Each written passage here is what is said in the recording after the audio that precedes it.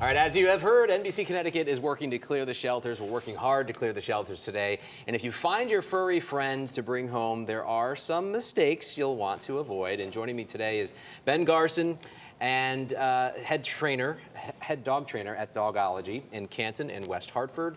And he's also joined by his, I was going to say little boy, but actually a big boy, Judah.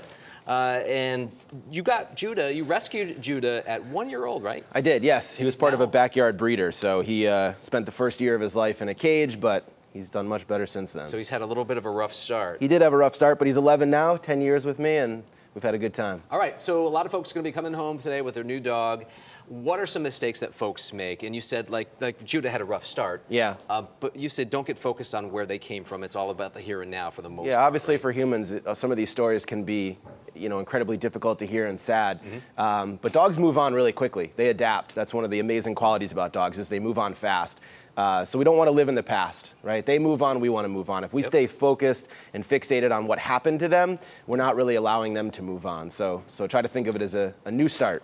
And we also often think we're kind of going along the lines of we bring a dog home, just smother the dog, he or she, even if it's a young dog or an older dog, which we want to mention the older dogs certainly need to be rescued as well. But it's not just love alone. They need the training because they haven't gotten that. Yeah, this was especially true with Judah. He had a lot of issues when I adopted him. And of course, I fell in love with him immediately and obviously wanted the best for him and to give him everything he desired. But what you have to learn is that giving them everything they desire is not necessarily the key to helping them make that change. Overindulging them can be problematic. If a human is in crisis, they don't really need someone to feel sorry for them. What they need is good leadership, structure. That's really what can help to rehabilitate these dogs. And direction. And we should say that some folks will be adopting today saying, well, I've had dogs all my life, but it may be a different breed of some sort. So it's more knowledge is power type of a thing, right? Yeah, sure. I usually say to people, I've driven many cars in my life. That doesn't make me a mechanic. Right. And it's kind of the same thing with dogs. Just because you've had 6, 7 dogs, every dog is unique. You may have had super easy dogs your whole life, and all of a sudden you adopt a dog, and this dog in particular is difficult.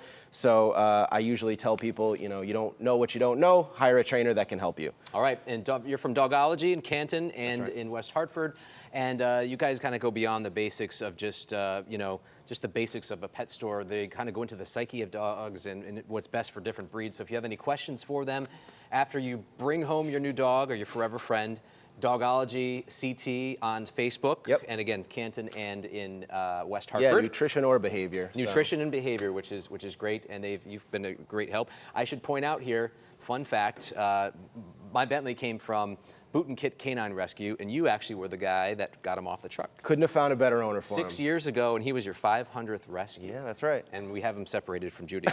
Judah's acting really nice. But all right, so Judah, can you sit? Can you sit? No? Can you do paw? Paw? Paw? Shake? All right. Good boy. Nice job.